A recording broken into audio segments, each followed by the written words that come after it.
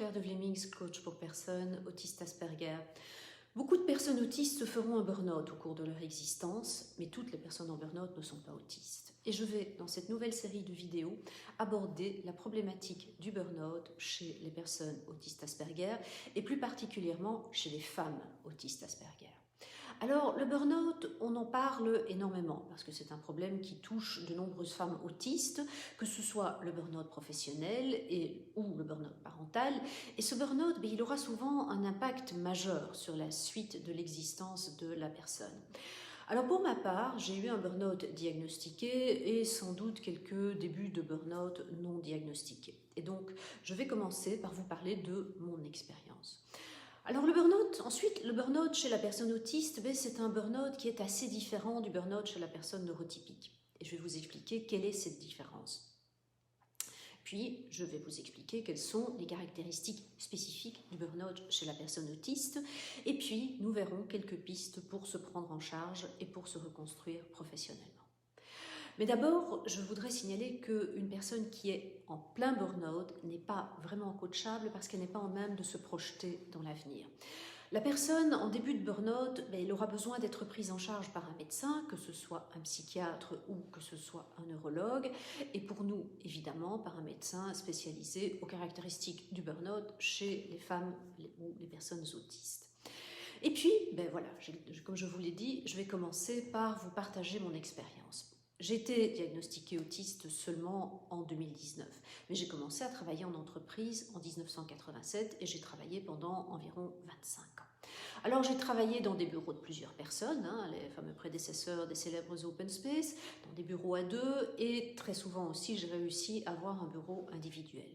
Et très récemment j'ai retrouvé un mail que j'avais écrit à une amie en 1999 et je me plaignais d'y être épuisée au point de vouloir que le médecin me mette en arrêt de travail. Ce qui n'a sans doute pas eu lieu. Mais j'ai fait une belle carrière, j'ai aussi travaillé à l'étranger.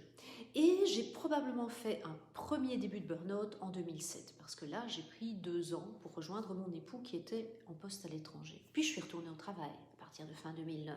Là, j'ai pas tenu le coup très longtemps. En juillet 2010, j'ai déjà demandé un temps partiel pour faire des choses pour moi. En réalité, c'était sans doute pour me reposer. Et ce temps partiel, je l'ai continué jusqu'au début 2012. Mais même avec ça, ça a été compliqué. Même avec un environnement favorable, même avec un bureau individuel, même avec de très chouettes collègues, ça n'allait pas. Puis j'ai repris 2 ans de congé sans solde. Donc j'ai à nouveau repris le travail en entreprise en 2014 et c'était le job de mes rêves. C'était dans les RH, dans un bureau seul, donnant sur un grand parc, pas mal de responsabilités, beaucoup de contacts, j'étais connue de tout le monde, pas de travail en équipe, je faisais tourner ma boutique toute seule, c'était super. Encore une fois, ça n'a pas duré bien longtemps avant que je me dise que je voulais faire autre chose. Alors, j'ai fait des choses en interne, des formations en interne pour devenir conseiller en orientation professionnelle, puis j'ai commencé mes études de coaching. Mais j'étais de plus en plus fatiguée. J'arrivais de plus en plus tard au bureau, je travaillais de moins en moins, ça se voyait pas trop parce que je travaillais quand même assez vite. Je prenais des pauses de plus en plus longues pour le café ou pour le déjeuner, j'achetais des jours de congé et malgré ça, rien n'y faisait, je fonctionnais de moins en moins bien. Donc je pensais que c'était l'âge qui venait. Et mon burn-out a éclaté par une belle matinée de septembre 2016. Là, je me souviens du jour, de l'heure, de la sensation de l'air sur la peau, du soleil, des pensées qui m'ont traversée, du malaise physique, de la difficulté à conduire pour rentrer à la maison. Je me souviens d'énormément de choses.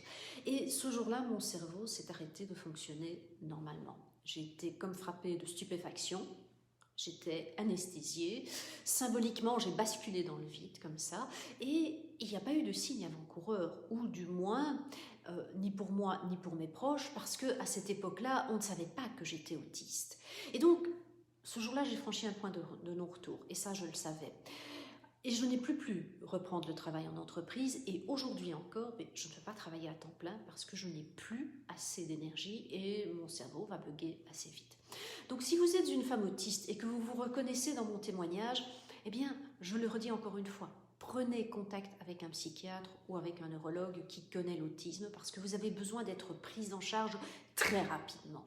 Parce que plus vous attendrez, plus ce sera compliqué. Voilà, ceci termine cette vidéo. Dans la prochaine vidéo, je vous parle des caractéristiques du burn-out. Je vous souhaite une belle journée, une belle soirée. Je vous dis à très bientôt.